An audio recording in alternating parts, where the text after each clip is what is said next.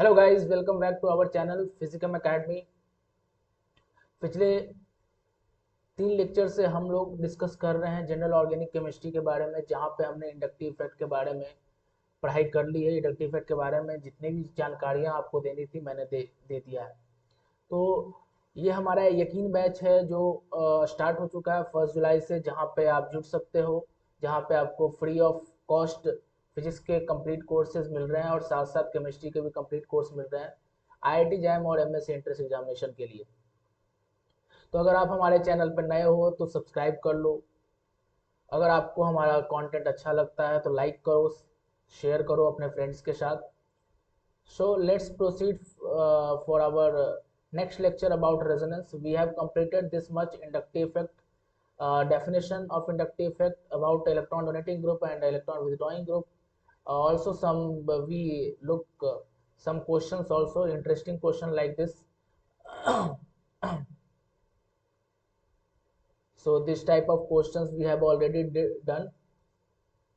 And in the last class we have talked about the application of inductive effect, the stability of intermediate dipole moment, acidity and basicity. We look already look these things in the last lecture. So we will proceed for the next resonance. So first of all, what is resonance? A very important topic in the organic chemistry. uh, I think one of the most important topic of organic chemistry is the resonance, because I think every aromatic compounds or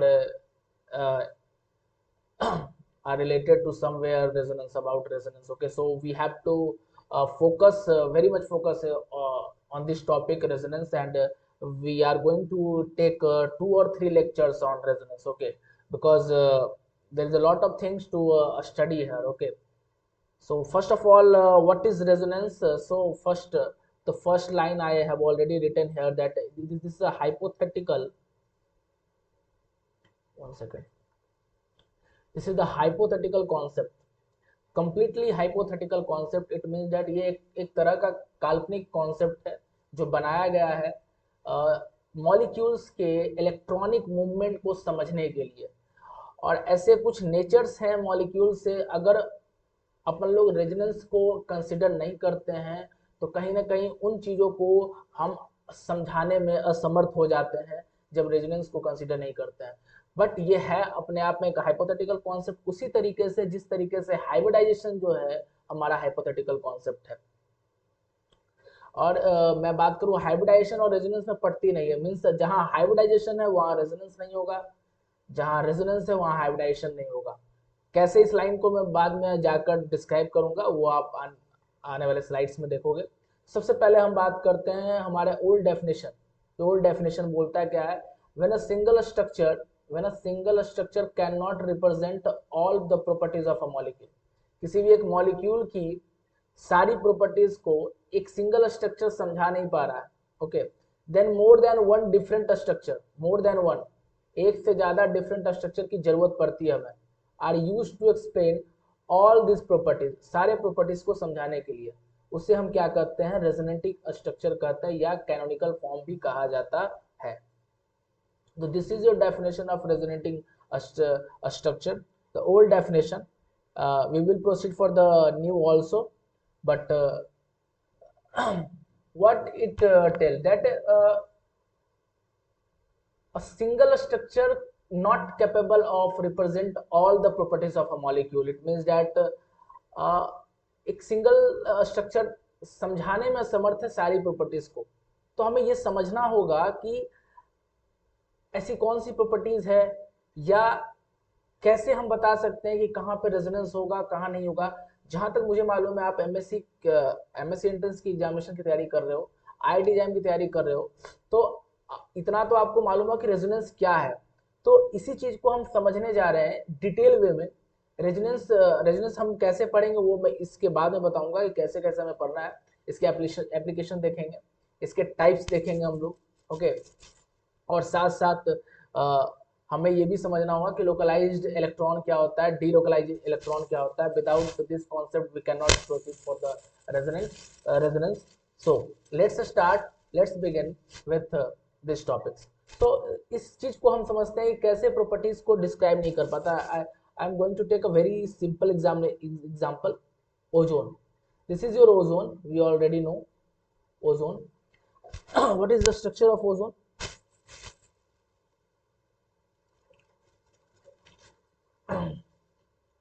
This is your structure.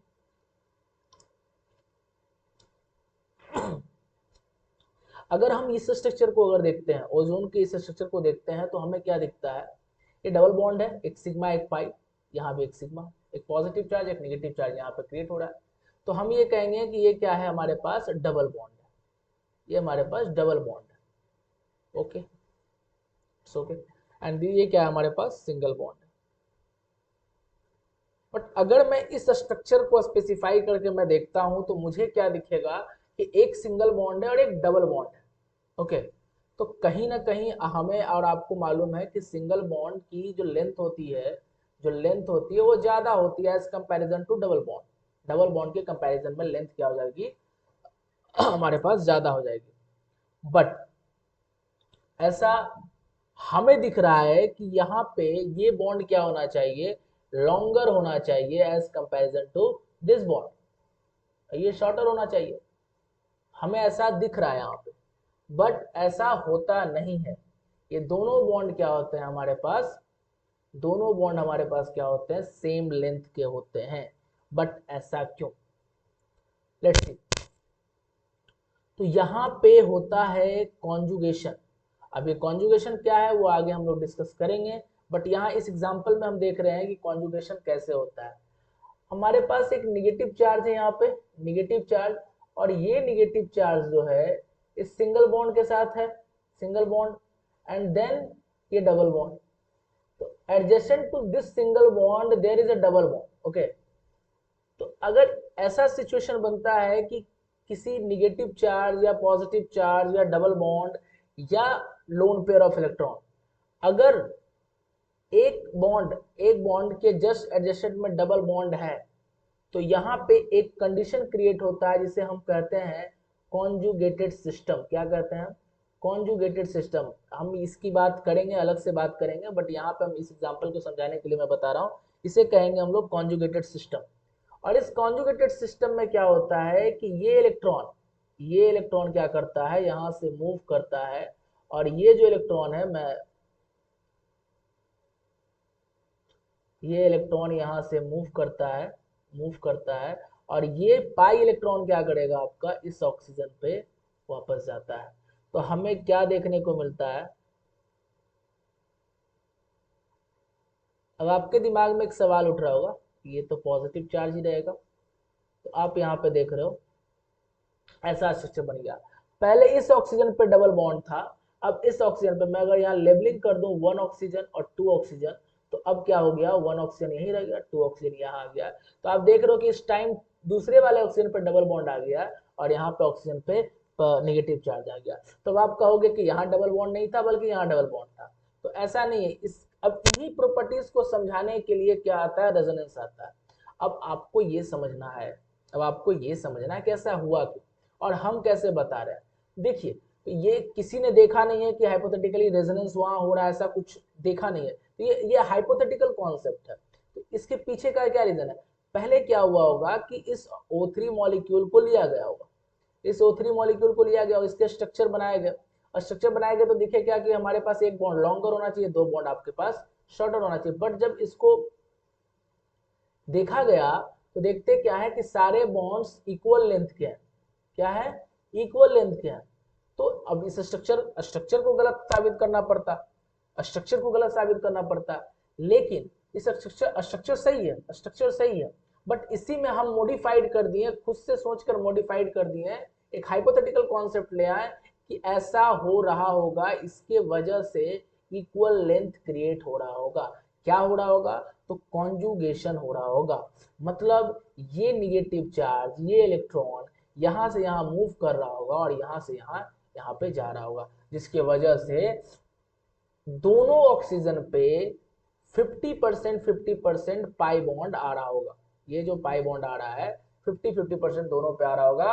और इसको हम लोग दर्शाते हैं एक एक structure से, जिसे हम क्या कहते हैं, कैनोनिकल स्ट्रक्चर और हाइब्रिड रेजोनेंस स्ट्रक्चर। ओके, क्या है भाई, देखते हैं, let's see.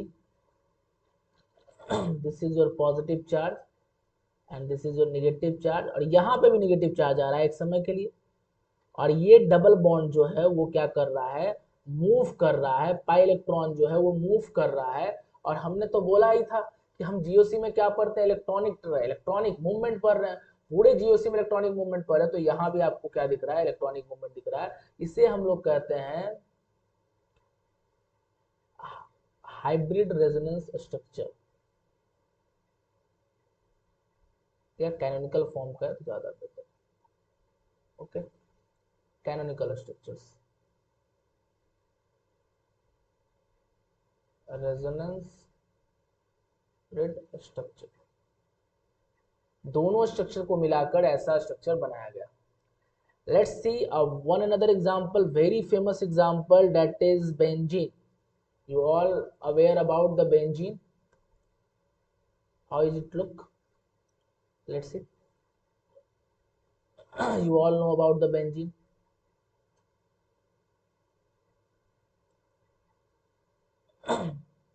This is your benzene. तो अगर मैं इस स्ट्रक्चर को देखूं तो मैं कहूंगा कि ये जो कार्बन है यहाँ पे, ये कार्बन दोनों के बीच में लेंथ है, इसके कार्बन और इसके कार्बन के बीच में लेंथ है, इसके कार्बन के बीच में लेंथ है। तो अगर मैं यहाँ पे कार्बन 1 2 3 4 5 6, तो मैं कहूंगा कि कार्बन 1 और कार्बन 2 का जो लेंथ है वो सिंगल बॉन्ड है, इसलिए क्या होना चाहिए, लॉन्गर होना चाहिए। और कार्बन 2 और कार्बन 3 का जो बॉन्ड लेंथ होना चाहिए वो शॉर्टर होना चाहिए। बट ऐसा नहीं है, बट ऐसा नहीं है। और हमें मालूम है कि कार्बन सिंगल बॉन्ड कार्बन की लेंथ 1.54 होती है, longer, and carbon double bond carbon की लेंथ क्या होती है, 1.34, जो कि शॉर्टर हो गया। ऐसा होना चाहिए बट ऐसा हो नहीं रहा है। क्यों नहीं हो रहा है, क्योंकि यहाँ भी डबल बॉन्ड जो है एक सिंगल बॉन्ड के साथ इसमें है, फिर से डबल बॉन्ड आ रहा है। एडजेसेंट कार्बन के जस्ट बाद क्या आ रहा है, हमारे पास एक और डबल बॉन्ड आ रहा है, जिसे हम क्या कहते हैं, इसी सिस्टम को हम क्या कहते हैं, कॉन्जुगेटेड सिस्टम कहते हैं। इसके बारे में हम चर्चा करेंगे, जस्ट इसके बाद चर्चा करने जा रहे हैं कि क्या होता है, क्या कंडीशंस है कॉन्जुगेटेड सिस्टम को पहचानने का, क्या क्या कंडीशंस होगा, वो सब चीज के बारे में हम लोग समझेंगे वन बाय वन। ये कॉन्जुगेटेड सिस्टम है, इसका मतलब यहाँ भी क्या हो रहा होगा, रेजोनेंस हो रहा होगा। क्या हो रहा होगा, रेजोनेंस हो रहा होगा। ये डबल बॉन्ड उठकर यहाँ जा रहा होगा, ये डबल बॉन्ड उठ के यहाँ जा रहा होगा, और ये डबल बॉन्ड उठ के यहाँ जा रहा होगा। इसका मतलब अगर हम स्ट्रक्चर बनाए इस बेंजीन का वापस, तो हमें जहां जहां कार्बन वन 2 3 4 5 6, अब कार्बन 2 और कार्बन 3 के पास डबल बॉन्ड था, पाई बॉन्ड था, अब कहाँ चला गया है, 1 और 2 के पास। पहले क्या था, 1 और 6 के पास था डबल बॉन्ड, अब कहाँ चला गया, 6 और 5 के पास, और 4 और 3 के पास। अब देखिए कार्बन 2 और कार्बन 3 अब क्या हो गया, सिंगल बॉन्ड हो गया, इट मींस लॉन्गर हो गया अब कार्बन 2 और 3। तो ऐसा नहीं हो रहा है। अब अगर मैं इसका रेजोनेंस हाइब्रिड स्ट्रक्चर में बनाऊं तो क्या बनेगा, क्या बनेगा, सिंपल ये बनेगा कि ये पूरे पूरे रिंग में क्या कर रहा है, ये पाई इलेक्ट्रॉन क्या कर रहा है, मूव कर रहा है। और इसी को हम लोग कहते हैं डीलोकलाइजेशन, इसी को क्या कहते हैं, डीलोकलाइजेशन। इलेक्ट्रॉन लोकलाइज्ड नहीं है, इलेक्ट्रॉन लोकलाइज्ड नहीं है, बल्कि क्या है, डीलोकलाइज है, अपने पोजीशन से मूव कर रहा है। और इस मूव करने का कंडीशन होगा, ऐसा नहीं कि कहीं भी इलेक्ट्रॉन है तो मूव कर रहा है, ऐसा नहीं होगा, कंडीशन होगा। अब कौन से कंडीशंस हैं जिन्हें हमें पढ़ना है उसको समझेंगे हम लोग।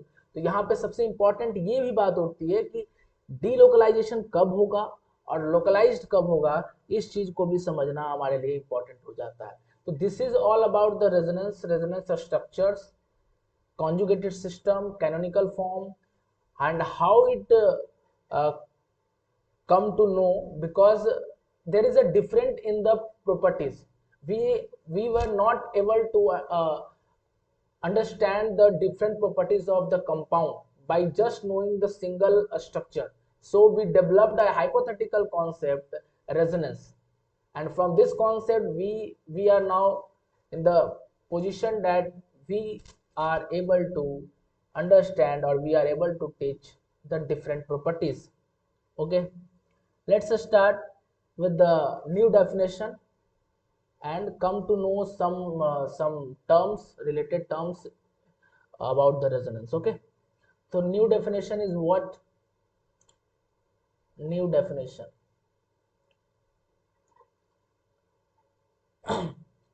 delocalization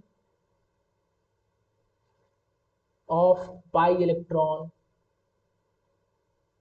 in the conjugated system.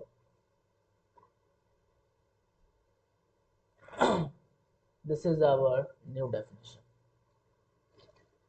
in the conjugated system.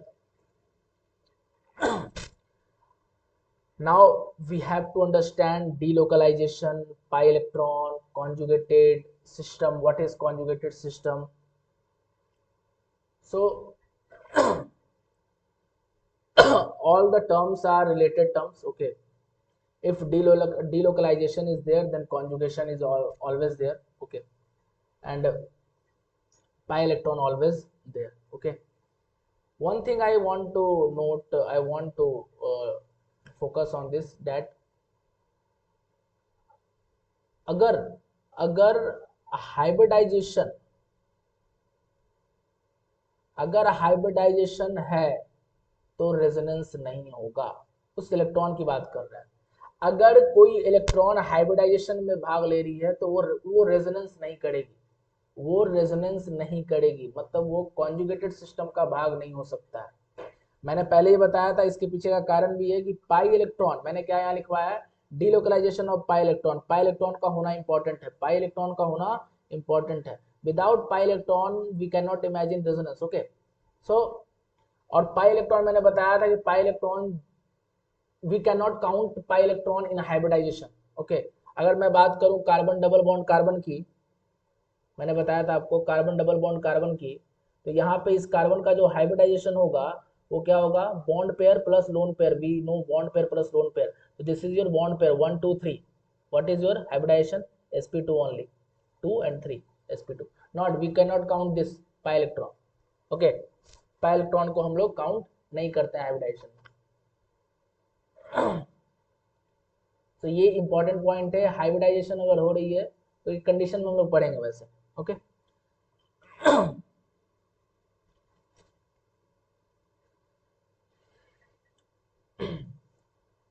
अब हम ये समझते हैं कि क्या क्या कंडीशंस है हमारे पास। हमारे पास क्या क्या कंडीशंस हैं डीलोकलाइजेशंस के। ओके, पाई इलेक्ट्रॉन्स के। सबसे पहला इंपॉर्टेंट पॉइंट, मैं पहले इस चीज को समझाने की कोशिश करता हूं, delocalisation and conjugated system. Conjugated system, let's give one example.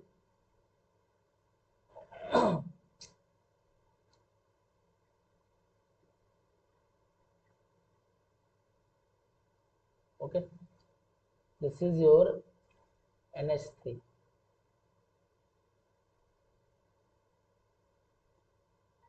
We know this is a lone pair, this is a lone pair. Okay, conjugated system का क्या मीनिंग है आपके पास? कॉन्जुगेटेड सिस्टम का मतलब है, अगर आपका pi bond okay, means pi electrons जो है आपके पास, पाई इलेक्ट्रॉन्स हमें मालूम है कि पैरेलल पी ऑर्बिटल्स के ओवरलैपिंग से बनता है, जिसे हम साइड वाइज ओवरलैपिंग कहते हैं। ओके, और अगर मैं इसकी बात करूं, NH3 की बात करूं, तो आप कहोगे कि ये लोन पेयर जो है हमारे पास, ये हाइब्रिडाइजेशन का पार्ट है। बिल्कुल है, बिल्कुल है।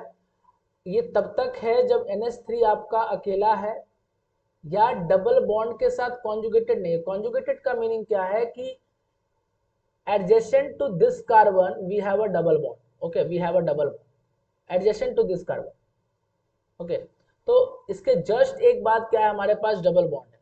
और अगर ये डबल बॉन्ड है तो ये इलेक्ट्रॉन जो है, पाई इलेक्ट्रॉन जो है, ये जो आपको लोन पेयर दिख रहा है, ये लोन पेयर चला जाएगा इसके साथ कॉन्जुगेशन में। कहाँ चला जाएगा? कॉन्जुगेशन में। इसी सिस्टम को हम क्या कहते हैं? Conjugated system. क्या कहते हैं? Conjugated system. और अगर मैं इसकी बात करूं, यहाँ भी हमारे पास क्या है? पी ऑर्बिटल्स के पैरेलल ओवरलैपिंग से क्या बना है? डबल पाई बॉन्ड बना है। लेकिन यहाँ जो NH3 है, एक कार्बन, एक कार्बन, और इसके बाद एक कार्बन आ रहा है, तो ये हमारे पास एडजस्टेंट नहीं है दोनों।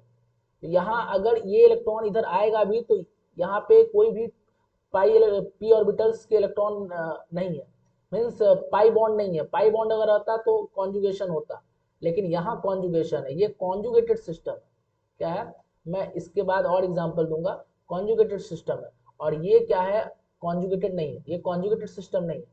तो मैं यहाँ समझाना क्या चाह रहा हूँ? मैं समझाना चाह रहा हूँ कि ये जो आपका, ये अगर मैं इसका स्ट्रक्चर बनाऊंगा, जो कॉन्जुगेटेड स्ट्रक्चर होगा, कैनोनिकल स्ट्रक्चर, वो कुछ ऐसा बनेगा। यहाँ माइनस चार्ज आएगा, ये डबल बॉन्ड उठ कर आएगा तो, और यहाँ पे डबल बॉन्ड आएगा NH3, और यहाँ पे चूंकि इलेक्ट्रॉन गया है इसलिए क्या आ जाएगा? Positive charge. ओके। सो अगर मैं बात करूं यहाँ पे इस नाइट्रोजन के हाइब्रिडाइजेशन की बात मैं करूं,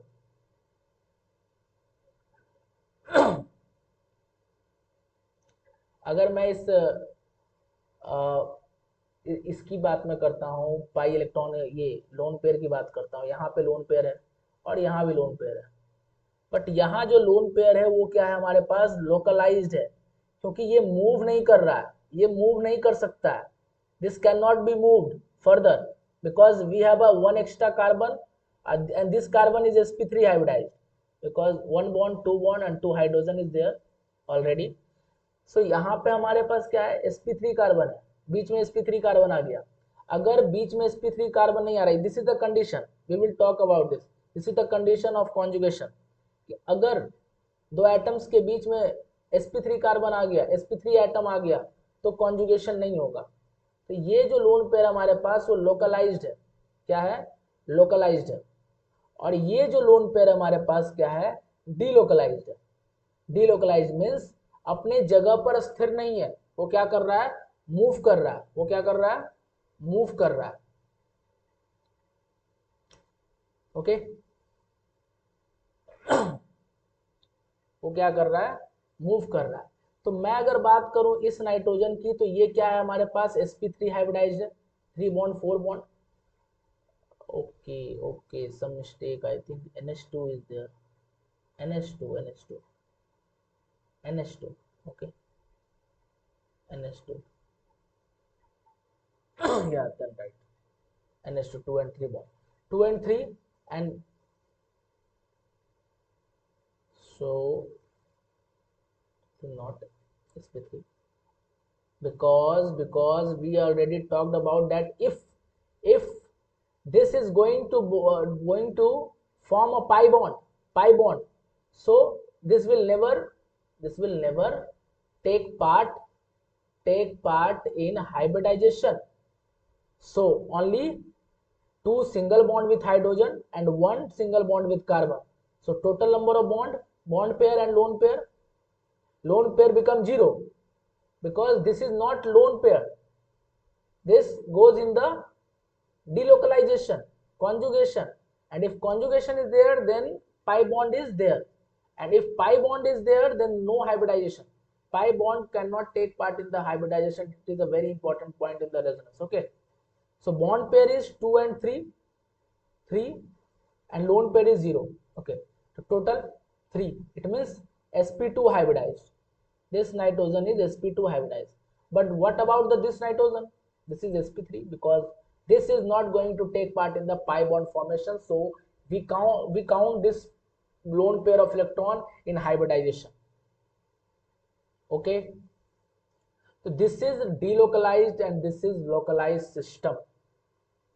तो कब लोकलाइज होगा, कब डिलोकलाइज होगा? लोकलाइज तब होगा जब आपके पास कहीं दो एटम्स के बीच में, दो एटम्स के बीच में अगर पाई बॉन्ड है हमारे पास, अगर पाई बॉन्ड है और दोनों एटम्स के बीच में एक और अदर एटम है जो कि sp3 हाइब्रिडाइज्ड है, अगर ये आ गया तो वो लोकलाइज हो जाएगा, क्योंकि उसके पास कोई ऑप्शन नहीं है मूव करने का। मूव करने के लिए ऐसा सिस्टम चाहिए, कॉन्जुगेटेड सिस्टम। जस्ट एडजेसेंट में डबल बॉन्ड होना चाहिए, जस्ट एडजेसेंट में पैरेलल बॉन्ड होना चाहिए, जस्ट एडजेसेंट में क्या होना चाहिए, पैरेलल बॉन्ड होना चाहिए। Presence of parallel p orbitals is very important, one point note करके आप लिख लो, प्रेजेंस ऑफ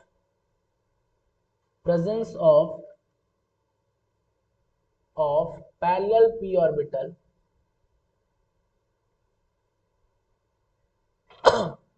is important किसके लिए, कॉन्जुगेशन के लिए, किसके लिए, कॉन्जुगेशन के लिए। नेक्स्ट बात करते हैं हम लोग,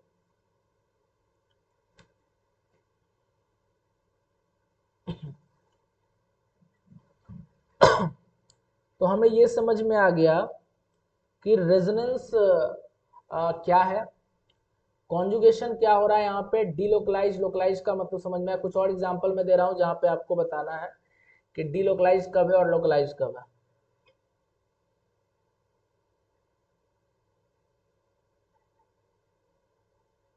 ओके,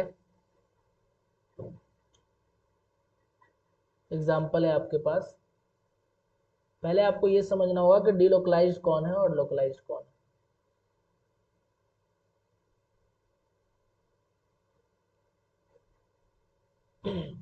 सेम एग्जाम्पल है, लगभग सेम है, आपको यहाँ पे साफ दिख रहा है, एक कार्बन के बाद जस्ट इसके एडजेसेंट कार्बन में क्या है, p ऑर्बिटल्स डबल बॉन्ड, जो कि क्या करेगा, रेजोनेंस में पार्टिसिपेट करेगा।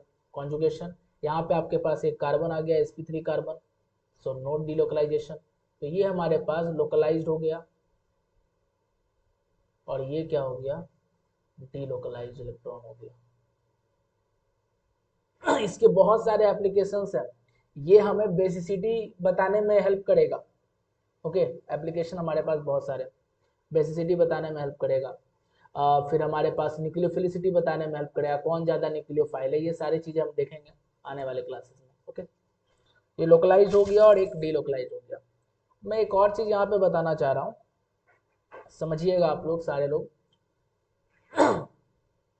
तो ये जो डबल बॉन्ड है ये लोकलाइज्ड है, ये लोकलाइज्ड है, और हम यहाँ जान रहे हैं कि this not double bond, this lone pair take part in the hybridisation. Okay, because ये लोकलाइज्ड है, लोकलाइज्ड है इसलिए टेक पार्ट होगा, take part in hybridisation, hybridisation में भाग ले रहा है ये। ओके, हाइब्रिडाइजेशन में भाग ले रहा है, तो मैं यहाँ पे क्या कहूँगा कि ये इलेक्ट्रॉन क्या है, अगर मैं नाइट्रोजन का मैं बनाऊँ, नाइट्रोजन का मैं इलेक्ट्रॉनिक कॉन्फ़िगरेशन करता हूँ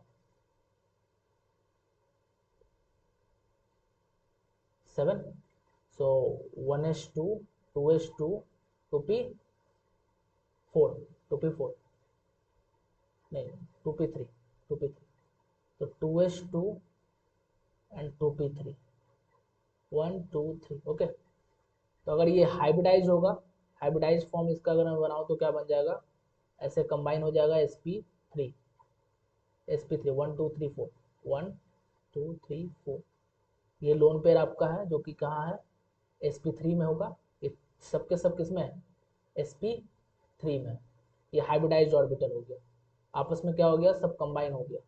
हाइब्रिडाइज्ड ऑर्बिटल कौन कौन से हुए कंबाइन, s वाले और p वाले, 3 p और एक s।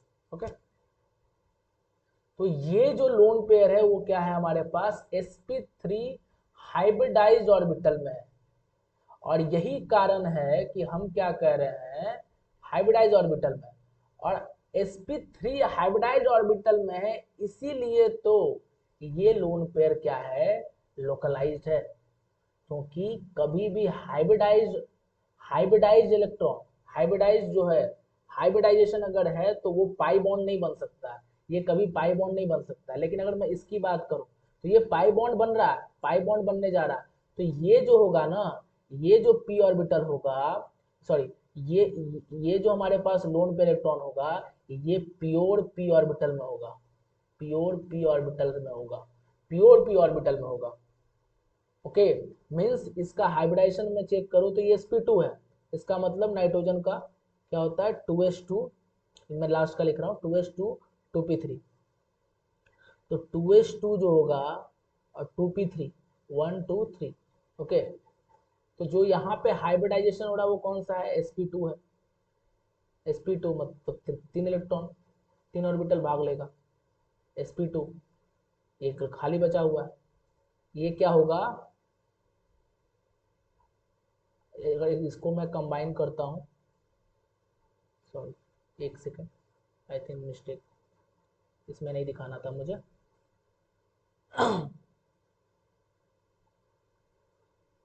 Nitrogen 1s2 2s2 2p3, तो ये तो हो गया नॉर्मल कंडीशन, हाइब्रिडाइज कंडीशन नहीं है ये।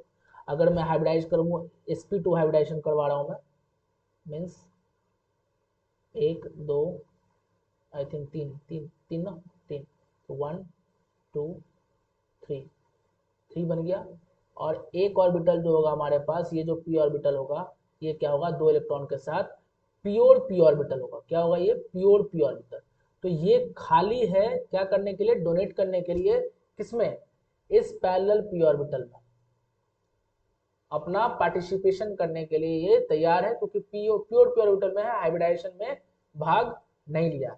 तो हाइब्रिडाइजेशन में जो भाग ले लिया है वो क्या होगा, लोकलाइज्ड होगा, जो नहीं लिया है वो डीलोकलाइज्ड होगा, और साथ साथ प्योर p ऑर्बिटल में होगा। और ये क्या होगा हमारे पास, प्योर p ऑर्बिटल में नहीं होगा, बल्कि sp3 हाइब्रिडाइज्ड ऑर्बिटल में होगा। तो ये इंपॉर्टेंट है, presence of parallel p orbital is very important, जो कि यहाँ पे आपको दिख रहा है। यहाँ भी है parallel p orbitals, but adjacent to carbon नहीं है, इसके एडजेसेंट में नहीं है। इसके एडजेसेंट में कौन है, कार्बन एक आ रहा है जो कि sp3 है। और अगर एडजेसेंट में कोई कार्बन sp3 आ जा रहा है तो वहां पे हमारे पास डीलोकलाइजेशन नहीं होगा, कॉन्जुगेटेड सिस्टम वो नहीं कहलाएगा। तो हमारे पास कौन कौन से कॉन्जुगेटेड सिस्टम होते हैं, जरा वो हम समझते हैं। ओके, कौन कौन से कॉन्जुगेटेड सिस्टम हो सकते हैं हमारे पास। पहले तो ये समझते हैं कि जो प्योर p ऑर्बिटल है वो क्या क्या हो सकता है। प्योर p ऑर्बिटल्स,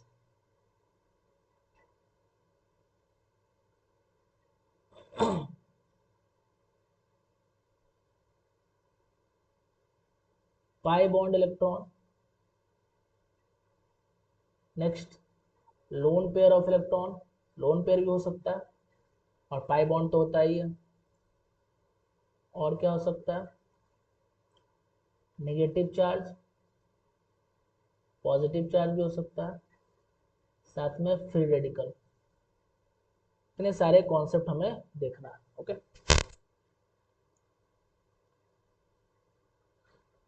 अब कॉन्जुगेटेड सिस्टम हमारे पास क्या क्या हो सकता है वो देखते हैं।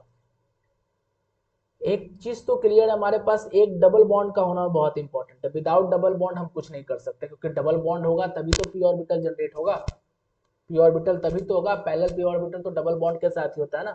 तो डबल बॉन्ड, डबल बॉन्ड तो क्या होना चाहिए, और क्या क्या हो सकता है हमारे हमारे पास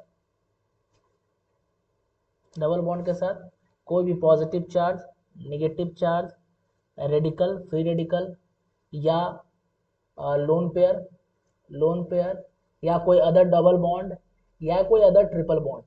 अगर ये सिस्टम्स हैं, कैसे, एडजेसेंट सिस्टम्स, एडजेसेंट सिस्टम में अगर ये है किसके, इस डबल बॉन्ड के एडजेसेंट में अगर ये सारे सिस्टम हैं, तो वहां पे कहलाएगा कॉन्जुगेटेड सिस्टम। ये बहुत इंपॉर्टेंट पॉइंट है, ये बहुत इंपॉर्टेंट पॉइंट है।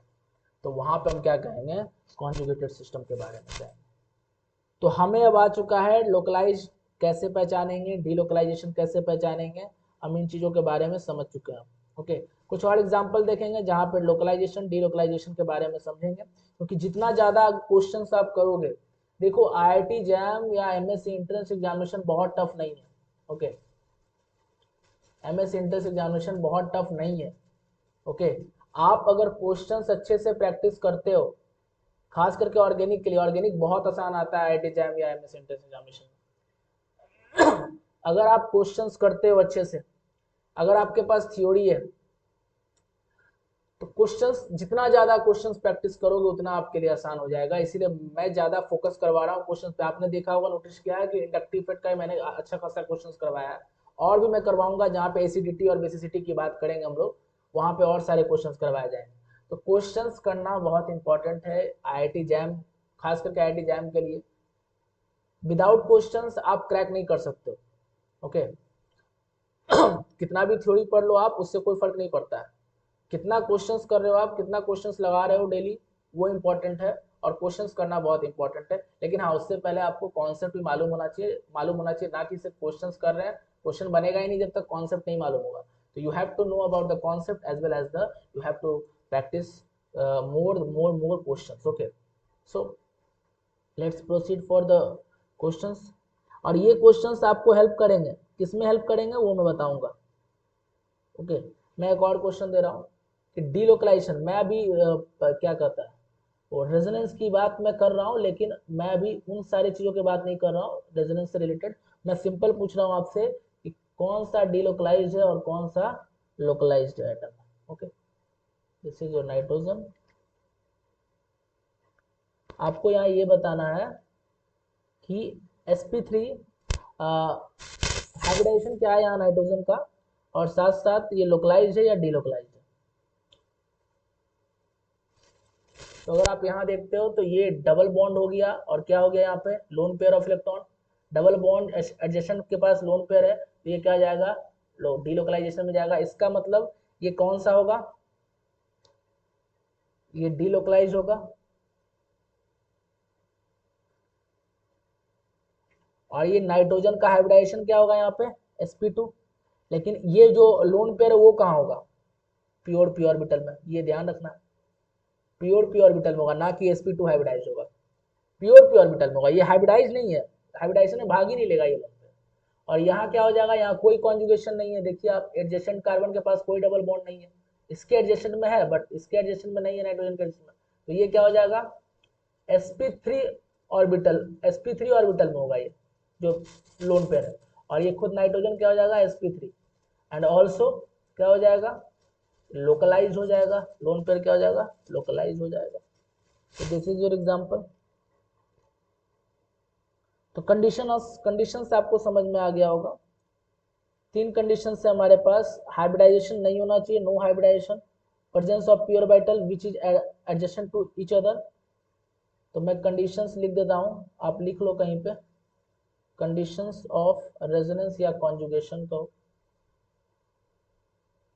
क्या क्या है। पहला,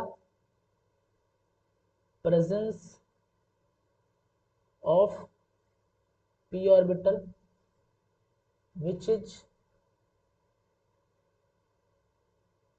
which are adjacent to each other। दूसरा, pure p orbital must be parallel, must be present, must be present। Third क्या है हमारे पास, नो हाइब्रिडाइजेशन, हाइब्रिडाइजेशन नहीं होना चाहिए वहां पर, हाइब्रिडाइजेशन होगा तो नहीं हो पाएगा।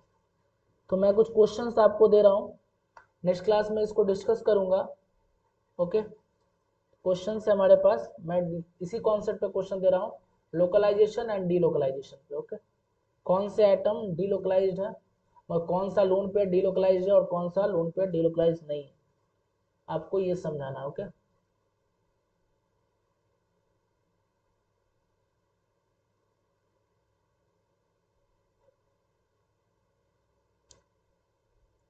First, second. और ये क्वेश्चंस आपको एक जगह और दिखेंगे जब बेसिसिटी की चर्चा हम लोग करें, वहाँ इंपॉर्टेंट होगा, कौन मोर बेसिक है कौन लेस बेसिक है।